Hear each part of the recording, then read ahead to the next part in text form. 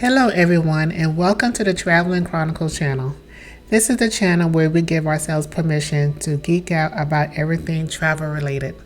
Today, I want to share with you the experience that I had when I went to Vancouver last year to see Michelle Obama at her Becoming book tour. First, I want to say that Vancouver is a beautiful, beautiful city. I highly recommend that everyone goes there. The Becoming book tour was held at the Rogers Arena. The Rogers Arena, I just looked up, has over 18,000 seats. And let me tell you, I did not see a lot of empty chairs. This lady attracts a huge crowd. Another thing that I liked about the crowd, that there were so many people of so many cultures. I even met a lady that flew from China to see Michelle Obama in Vancouver. So she really has some rock star power. This evening was really, I want to say, inspirational.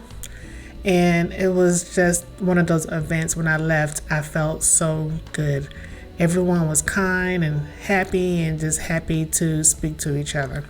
This evening event was actually hosted by Robin Roberts.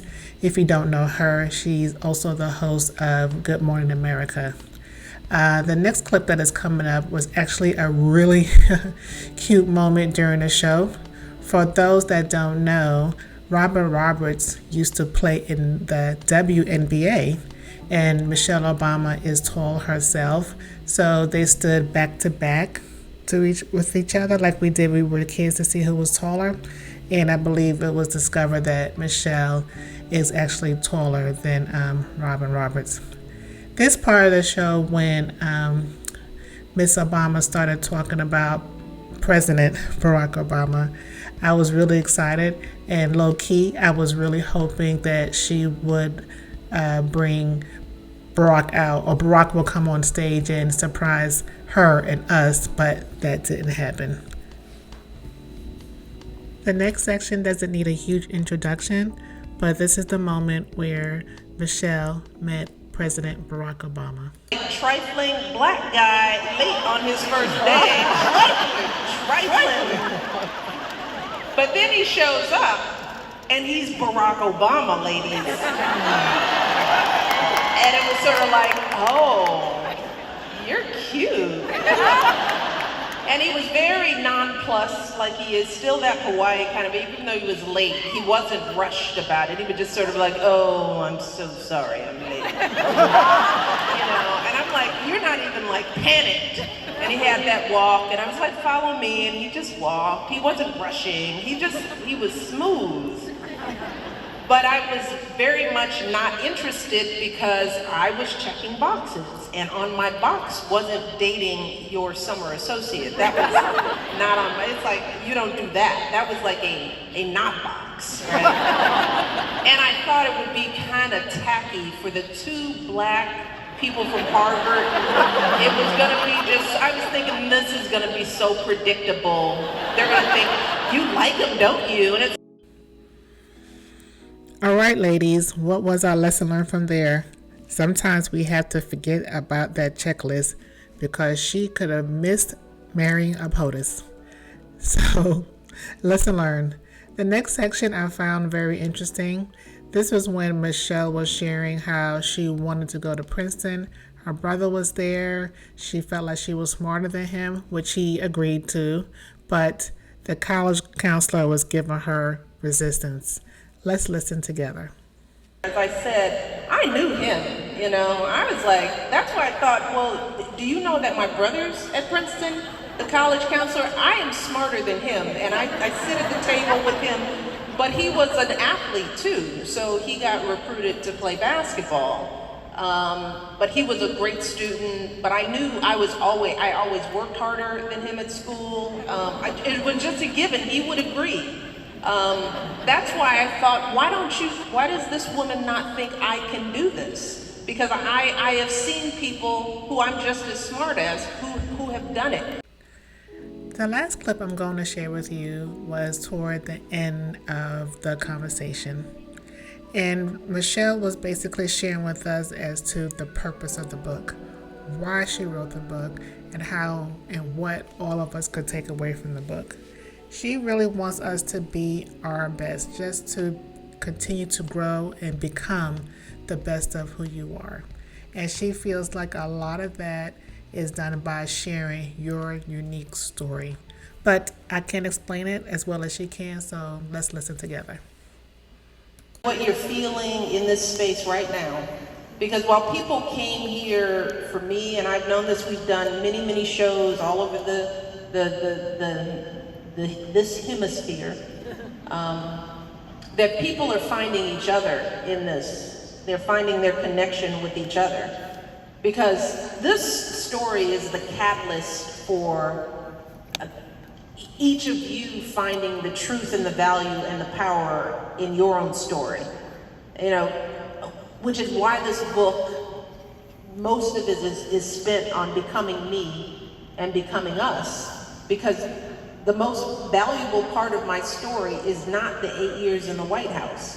It's all that those little things that we think are nothing in our lives.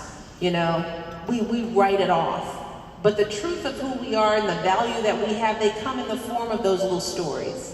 You know, our relationships with those grandparents, those people, those mentors, that first fight we had, that first disappointment, that teacher that said something good to you, or that person that sparked a little doubt in you. You know, those fears, those failures, those embarrassments.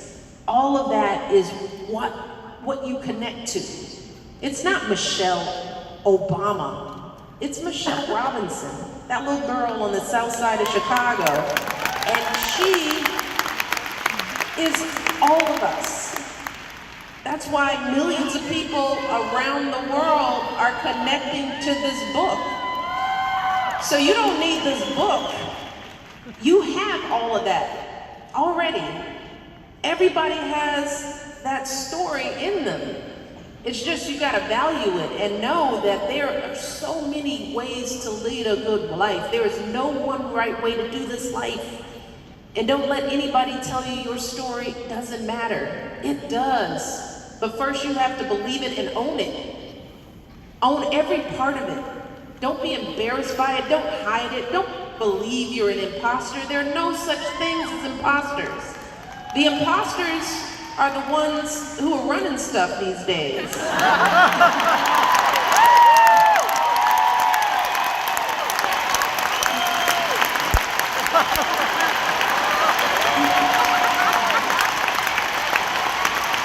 But in order for those stories to really matter, you gotta own them and then be brave enough to share them. You gotta put all of you on the table when you interact with each other. So I hope that you leave here understanding that now our jobs, in addition to voting and working on change and being in good relationships and loving our children, it's time for us to open up to each other, because that's how we break down fear, is that we share our stories, not our stats. Our stats don't matter. What school you went to, what's your career, that stuff doesn't matter. Your story is what makes you you. But if you hold on to it because you're afraid somebody will judge it too harshly, that you're off, remember this little girl. You are this little girl. I don't care if you're a man, woman, black, white, an R or a D. I don't care what you call yourselves. We're all this little girl. So go forth. Don't let anybody make you afraid of your family, because we're all that. And if we can get that right, if we can start slowly working in our own little circles of influence, of getting to know ourselves and sharing it with each other, I think those are the first steps to healing, to the kind of healing we need in this world. So do that work for yourself. Do that. So y'all, this photo means so much to me. I didn't even know that this happened until I got to my Airbnb. So let me set the stage. So it was the end of the night. As you can see, Michelle is on the stage and she's waving goodbye to us. So I said, Deidre, you gotta have a selfie with Mrs. Obama. So I turned around. I was blessed enough to have seats in the second row. And I said, okay, I'm going to turn around and do a selfie with Michelle, and I'm going to be happy to do it that way since I did not sign up to do the official photo with her. So I took a couple of photos and I was good. I left Rogers Arena, I caught a cab and went to my Airbnb. I was looking through my photos, me and my friend was looking through my photos, and I saw this photo and I was like, wait a minute. I think I saw my necklace first. And I was like, wait a minute, that lady has wait, that is me. I had no idea that my timing was so divine, I believe, because I have a picture with me taking a selfie with Mrs. Obama in the background with myself on the Jumbotron. I was elated. I had no idea that I was on the Jumbotron. My timing, I just feel like that was divine intervention. Like, how crazy is that timing? I love this picture so much. I hate that it's dark, but I'm so grateful. When I got back home to Atlanta, I blew the picture up and I have it in my butterfly room in my house. I love this moment. And this is what I love about traveling. You just never know what's going to happen.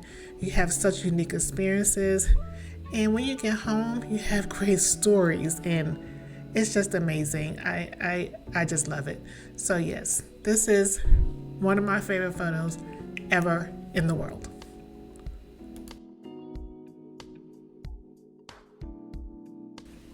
So needless to say, I really enjoyed this evening. It was an intimate evening with almost 18,000 of my favorite friends at the Rogers Arena listening to Mrs. Michelle Obama. I left inspired, I left renewed, and I just really enjoyed it. It was really, really good evening. So what I want to do, I want to leave you with one of my favorite Michelle Obama quotes. It says, "For me, becoming isn't about arriving somewhere or achieving a certain aim. I see it instead as forward motion, a means of evolving, a way to reach continuously toward a better self. The journey doesn't end." I thank you so much for listening to my video. I really hope you enjoyed it. Thank you for going down memory lane with me. And if you attended the Becoming book tour, what did you think? Did you take photos? Do you have any videos? Let me know, because I would love to see your video. So please like and subscribe, and I hope you have a great day.